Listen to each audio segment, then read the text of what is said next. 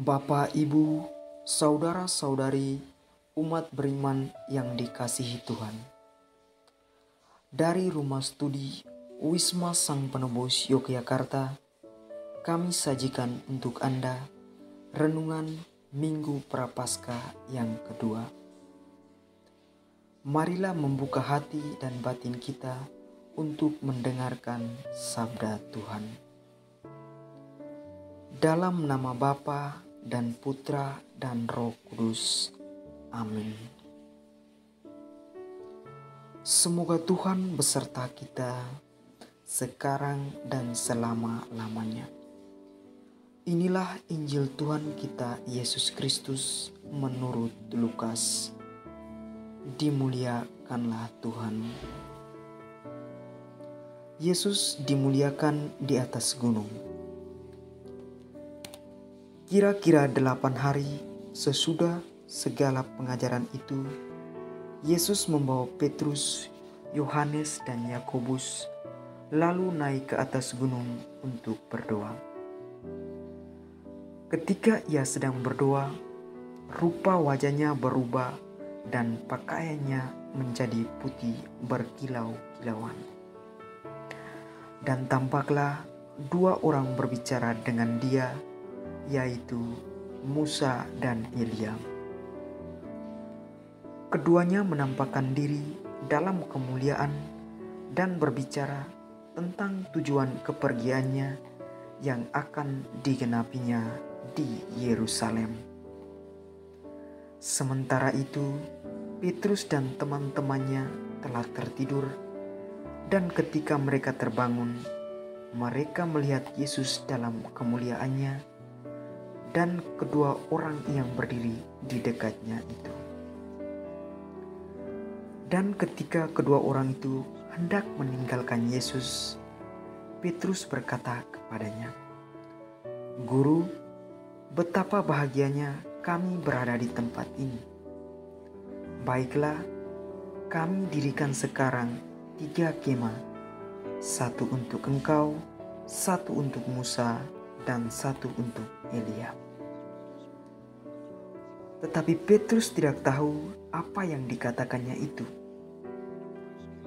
Sementara ia berkata demikian, datanglah awan menaungi mereka. Dan ketika mereka masuk dalam awan itu, takutlah mereka. Maka terdengarlah suara dari dalam awan itu yang berkata, "Inilah anakku yang kupilih, dengarkanlah dia." Ketika suara itu terdengar, nampaklah Yesus tinggal seorang diri. Dan murid-murid itu merahasiakannya, dan pada masa itu mereka tidak menceritakan kepada siapapun yang telah mereka lihat itu. Demikianlah Injil Tuhan. Terpujilah Kristus.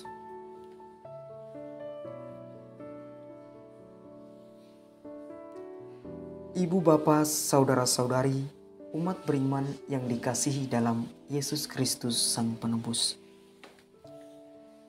Injil Lukas hari ini mengisahkan tentang peristiwa transfigurasi Kristus. Transfigurasi Kristus adalah peristiwa di mana Yesus dimuliakan di atas gunung serta bertemu dengan Musa dan Elia. Wajahnya bercahaya dan penuh dengan kemuliaan. Lukas menempatkan peristiwa transfigurasi di antara 2 peristiwa sebelumnya dan sesudahnya, yaitu pemberitahuan pertama tentang penderitaan Yesus dan syarat-syarat mengikutinya, dan pengusiran roh dari seorang anak yang sakit. Rupanya agak kontraks ketika peristiwa kemuliaan Yesus yang Maha Agung itu harus dilalui dengan penderitaan dan perendahan. Namun, inilah letak kemuliaan sesungguhnya, bahwa dalam penderitaan kemuliaan Allah sungguh nyata terjadi. Ibu bapak, saudara-saudari, umat beriman yang dikasihi dalam Yesus Kristus Sang Penebus.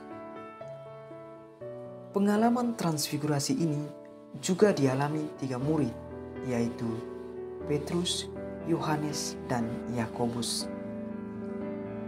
Berhadapan dengan pengalaman ini, ketiga murid yang diajak Yesus mengalami kekaguman yang luar biasa, sekaligus mengalami ketakutan maha dahsyat. Sungguh, ketika melihat peristiwa maha agung tersebut, Petrus sangat bersuka cita, bahkan tidak mampu berpikir dengan nalar yang normal. Guru, betapa bahagianya kami berada di tempat ini. Baiklah, kami dirikan sekarang 3 kemah, 1 untuk engkau, 1 untuk Musa, dan 1 untuk Elia. Petrus justru tidak tahu dengan apa yang dikatakannya. Apakah mungkin mereka mendirikan tenda sementara mereka naik ke gunung bukan untuk berkemah? Artinya, tidak ada perlengkapan apapun yang mereka bawa untuk berkemah.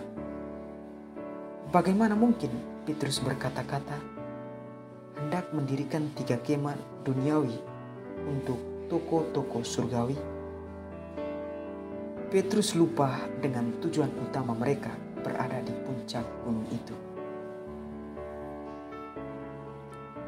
Ibu bapak, saudara-saudari, umat beriman yang dikasihi dalam Yesus Kristus Sang Penebus. Setiap kita pasti mengalami pengalaman puncak gunung. Artinya, mengalami sebuah peristiwa yang mana membuat kita bangga akan nama, harga diri, dan kedudukan. Pengalaman lupa diri tersebut cenderung menciptakan kesombongan, keangkuhan, dan keserakahan. Seperti Petrus, pengalaman puncak gunung tidak jarang membuat kita cepat merasa puas dan lupa akan daratan. Pengalaman puncak, entah pengalaman ilahi maupun pengalaman manusiawi, membuat kita cenderung lupa akan realitas diri kita, siapa kita, dari mana kita berasal, dan untuk apa kita hadir di dunia ini.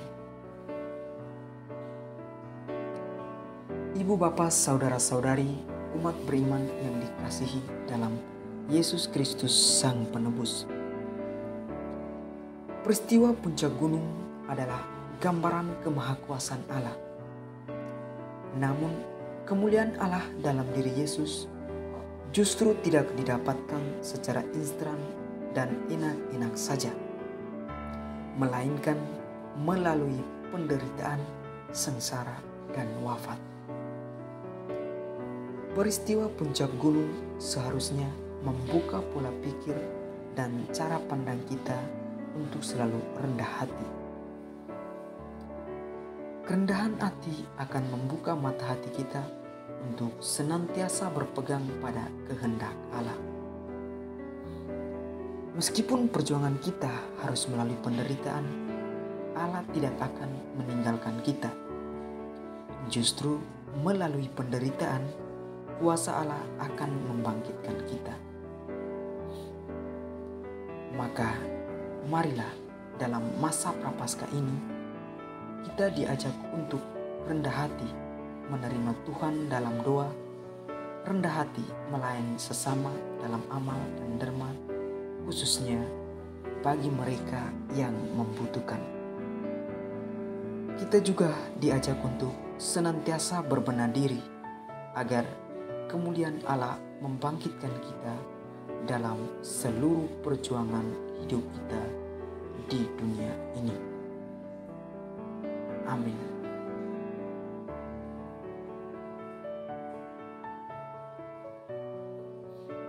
Marilah berdoa. Tuhan, ajarilah kami untuk bersikap rendah hati di hadapan-Mu dan di hadapan sesama kami. Jauhkanlah kami dari kesombongan, dan sikap yang hanya ingat diri, sehingga kami pun selalu terbuka pada kehendak-Mu. Demi Kristus Tuhan dan Penebus kami. Amin. Dalam nama Bapa dan Putra dan Roh Kudus. Amin.